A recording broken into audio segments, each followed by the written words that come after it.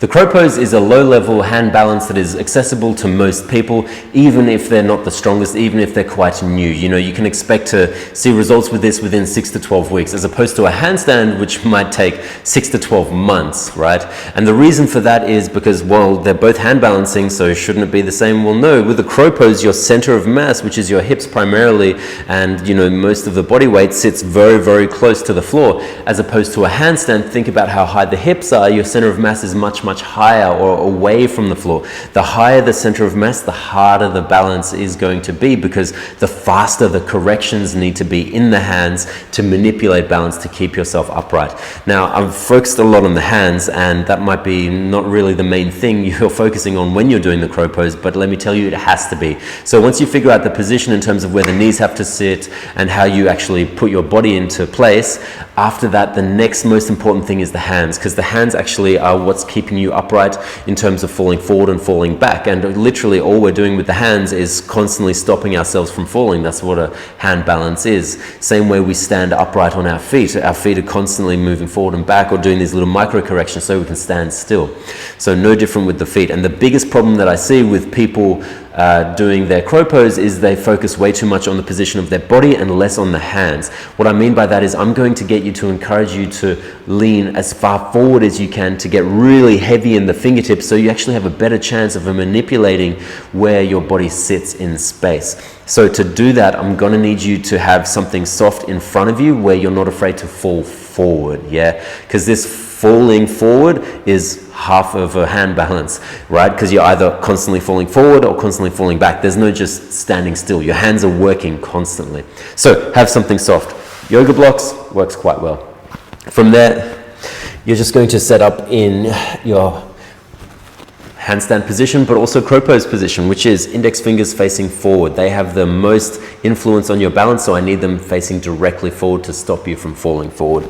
Then we're going to set up, so index fingers facing forward, and then depending on your mobility and where you feel most comfortable, I want you to place your elbows on your knees onto the back of your arms like so. So this is one option. You can also wrap and have the knees on the outside of the elbows, but personally I prefer to be here. It transitions a little bit better into crane and also means you have to use a bit more strength, but wherever you need to be is fine.